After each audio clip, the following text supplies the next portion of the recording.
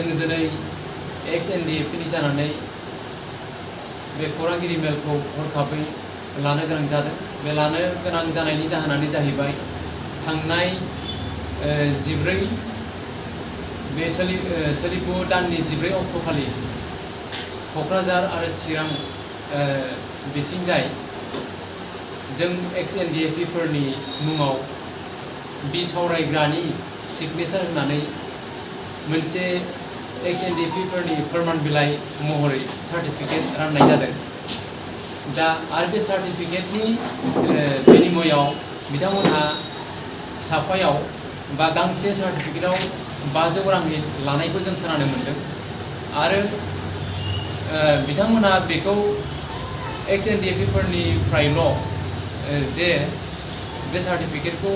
रां लानानै जे होदों बे खोथा नङा। बिथांमोनहा गासै माखासे पाब्लिक सेंग्राफोरनिफ्रायबो बेबायदि साफायाव 500 रां लानानै बे सार्टिफिकेटखौ इसु खालामदों होननानै जों खोनानो मोनदों। आरो बिथांमोननि माखासे मिडियायाव बुंनायनिफ्राय जोङो मिथिनो मोनदों 25,000 बेबायदि इयुथ्सफोरनो बेबायदि फोरमान बिलाइखौ रानगोन होननानै बिथांमोनहा बेबायदि बुंथिनायखौ जों नुनो मोनदों। दा अब्ला जोंहा Ex-NDFB हिसाबै जोंहा 25,000 गैया। जोङो गासै अल फेक्शन्सखौ जोङो हिसाब खालामोब्ला जोङो 4,000 सामथिं जों मोननो हायो।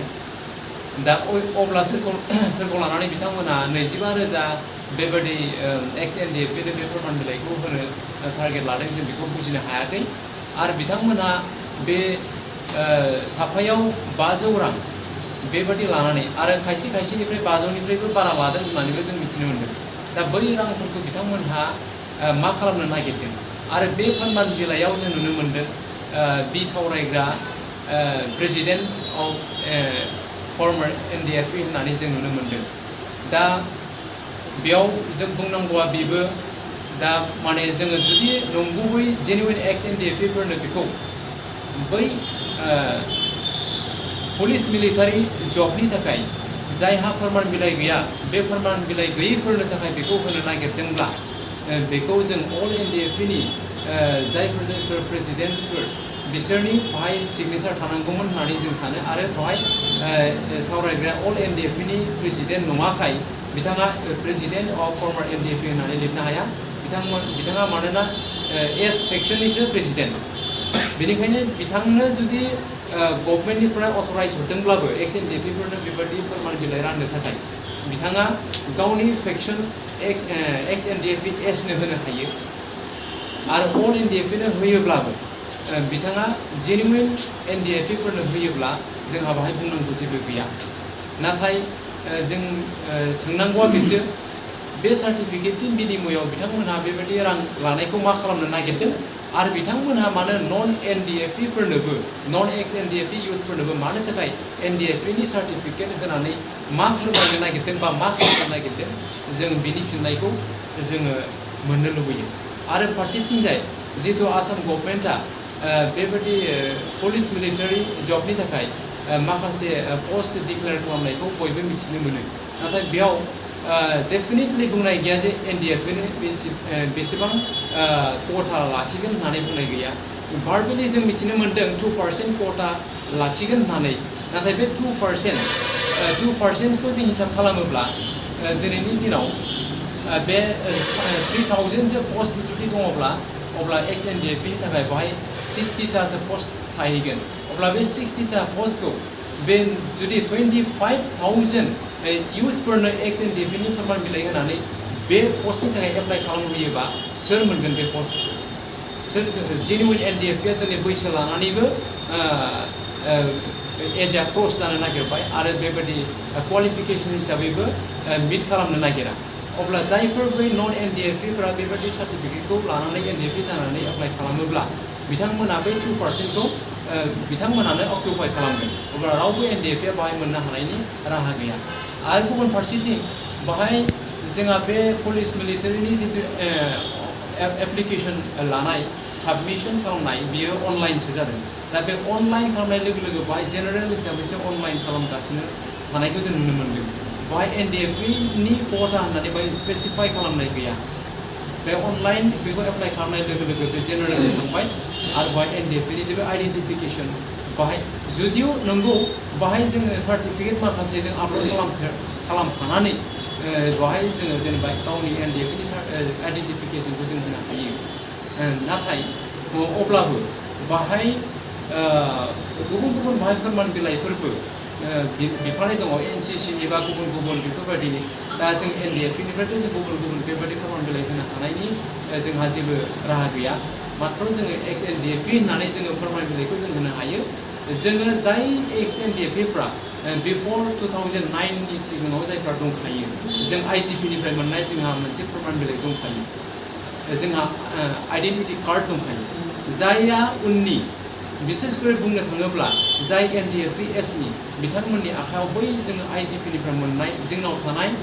बे आइ कार्डआ बिथांमोननाव गैया बेनिखायनो बिथांमोना फोरमान बिलाइखौ जुदि होदोंब्ला बा होनो नागिरदोंब्ला गावसोरनि एनडिएफबिएसनि इउथफोरनो होनो हायो फर्मार एनडिएफबिफोरनो होनो हायो बेवहाय जोंहा बुंनांगौ जेबो गैया जिहेतु बिसोरनाव जेबो फोरमान बिलाइ गैया खिन्थु जोंहा आइजिपिनिफ्राय मोननाय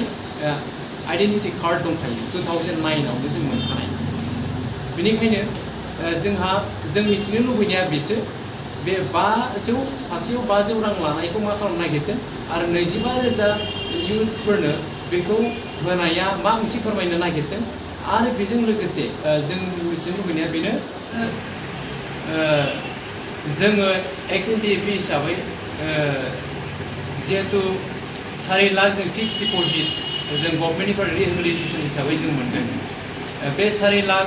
मोननायावबो गोबां एनडिएफबि नङैफ्रानो बेखौ मोनफानाय दङ नाथाय बेखौ जों जेबो बुंनो थांला दा जोङो फाइनाल हिसाबै जोङो बेखौबो मोनसे प्रुफ हिसाबै लानो हायो एनडिएफबिनि आइडेन्टिफिकेसन हिसाबै जों बेखौबो लानो हायो जे जोंहा 4 लाख रिहेबिलिटेसन मोननायफोरनि आखायाव जिहेतु जोंहा फिक्स डिप'जिटनि सार्टिफिकेट दङ बेखौनो जों फोरमान बिलाइ हिसाबैबो जों लानानै जोङो गभर्नमेन्टनि जिखुनु पस्टआव जोङो एक्स-एनडिएफबिनि खथाखौ जोङो लानो हायो बेनिखायनो जोंहा बेहाय एक्सट्रायै गुबुन बेबायदि फोरमान बिलाइ जोङो इसु खालामनांगौ होननानैबो जोंनिफ्राय गोनांथि दङ होननानै जों बेखौ सानाखै दा बेनिखायनो जोङो मिथिनो लुबैदों मानि थाखाय बिथांमोनहा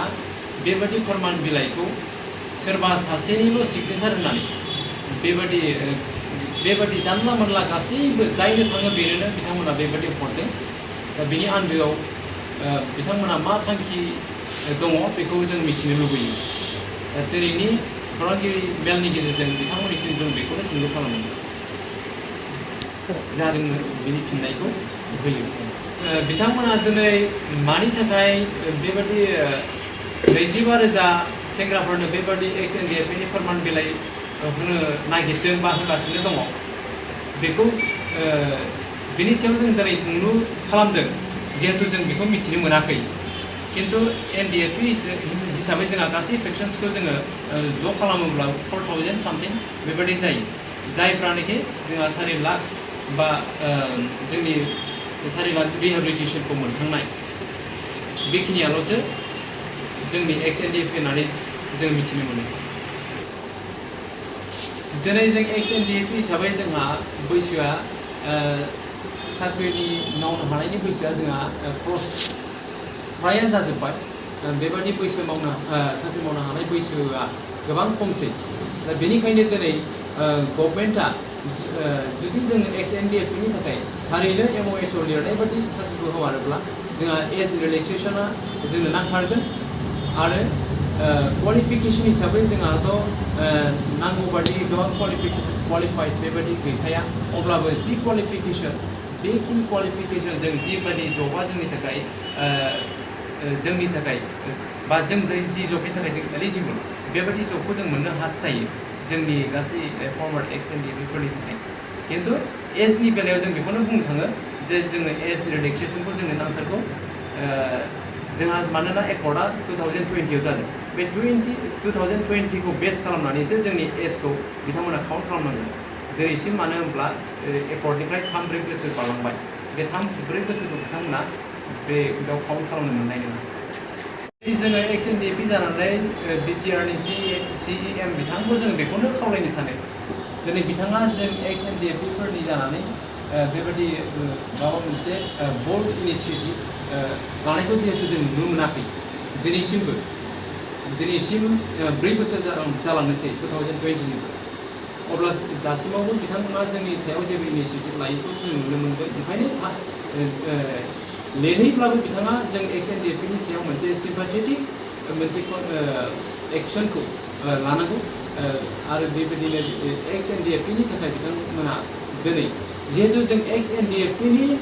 स्ट्रागल एन्ड डेडिकेशननि थाखायसो दिनै जाय CEM बा सोरबा डेपुटि CEM बा गुबुन दिनै बिथांमोना बेबायदि पजिशन एन्ड पावारखौ सोरनि थाखाय सोरनि डेडिकेशन सोरनि सेक्रिफाइसनि थाखाय मोनदों बे Ex-NDFBनि थाखाय मोनदों अब्ला Ex-NDFBनि रिहेबिलिटेशननि थाखाय बा थांना थानायनि थाखाय बिथांमोना बेबायदि खामानिखौ जुदि मावनो हायाब्ला Ex-NDFBनि मोजां थांना थानायनि मोनसे राहाखौ बिथांमोना होनो हायाब्ला बिथांमोना दिनैनि दिनाव माने कावार्ड लिडार्स होननानै जों बुंनो गोनां जागोन बिथांमोना माने साहस गैया बेबायदि साहस गैयै लिडारफोर आरो जोंनि सायाव बेबायदि सिम्पाथि गैयै अननाय गैयै बेबायदि एसे क्रुएल एटिटिउडनि लिडार्सफोर होननानैबो जों बुंनो गोनां जागोन जिहेतु जोंनि पाथेटिक कन्डिशनखौ जोंनि दिनै Ex-NDFBफोरनि जिबायदि डिप्लरेबल कन्डिशन दुखुनांथाव माखासे जिउ खुंनाय बेफोरखौ नुनानैबो जुदि बिथांमोना एज ए हिउमेन हिसाबै जोंनि फारसे जुदि सिम्पेथाइज खालामनो रोङाब्ला अब्ला बिथांमोना हिउमेनिटी बेबायदि ग्राउन्डनिफ्राय जों नायोब्ला बिथांमोनहा दिनै बेबायदि हार्ड हार्टेड बेबायदि लिडार्सफोर होननानै जों बुंनो गोनां जागोन नोंथांमोनना दिनै केसनि बेलायावथ' जोङो बेखौनो बुङो केसआ दिनै बेबायदि जोंथ' एकर्डनि सिगाङाव जों जेनेरेल एमनेस्टिनि थाखाय जोङो जिहेतु जोंहा गावनो लाफाखानाय दङमोन बे हिसाबैनो जोंहा एकर्डआ जोंनि एक्सपेक्टेसन बायदि जायाखैब्लाबो जि रोखोमनि एकर्डआ जायाथों मानो बे एकर्डनि थ्रुयैनो बे MOSनि थ्रुयैनो जोंनि गासैबो केसफ्रा उइथड्र जाजोबनांगौमोन नाथाय जायाखैसैब्लाबो दिनैसिम MOSआव जिहेतु लिरनाय दङ जे हेनास एन्ड नन हेनासनि बाथ्रा दा अब्ला दिनै नन हेनासफोरखौथ' इमिडियेटलि बेखौ उइथड्र खालामजोबगोन होननानै बुंनाय खोथा दंमोन नाथाय दिनैनि दिनाव बेवहाय जेबो मोनसे बेबायदि केसनि सायाव उइथड्रवाल खालामनायखौ जों नुनो मोनाखै नोंगौ मोनसे मोननै बेबायदि माखासे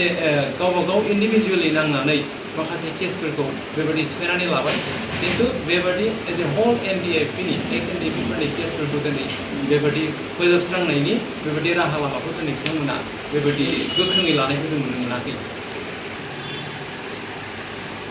दिनै जोंहा फाउन्डिं प्रेसिडेन्ट अफ NDFB D.R. नावला बिथाङा दिनैसिमबो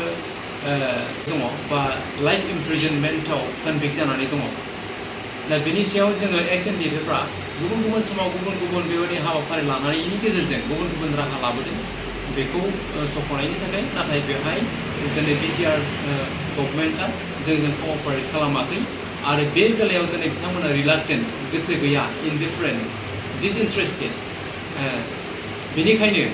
बिथांमोना बे खोथाखौनो बुङो जे बिफर एकर्ड बिथाङा कनभिक्टेड जाखानाय बेनिखायनो बिथांखौ BTR एकर्डनि गेजेरजों बेबायदि सफनो हानायनि राहा गैया होननानै बिथांमोना बुङो नाथाय जों Ex-NDFB जानानै बेखौनो जों बुङो जे जुदियो बिसोरो एकर्डनि सिगां कनभिक्टेड जाखानायब्लाबो बे जों BTR गभर्नमेन्टआ जुदि जोंनि सायाव जों NDFBफोरनि सायाव Ex-NDFBफोरनि सायाव थारैनो गोथौयै सिन्था खालामनानै जोंजों जुदि सिम्पाथि बिथांमोना दङब्ला जोंनि फारसे बिथांमोना सलिडारिटि दङब्ला दिनै बिथांमोना माखासे इनिशिएटिभ लानायनि गेजेरजोंबो सक' होनो हानायनि बेबस्थाखौ खालामनो हायो बिथांमोना खिन्थु बेबायदि खालामाबासिनो बेबायदि MOSनि गेजेरजों रावबो इनकार्सारेटेड Ex-NDFBफोरखौ रिलिज खालामनो हानायनि बेबस्था गैया होननानै बिथांमोनहा एरायनायखौसो जों नुनो मोनबाय थादों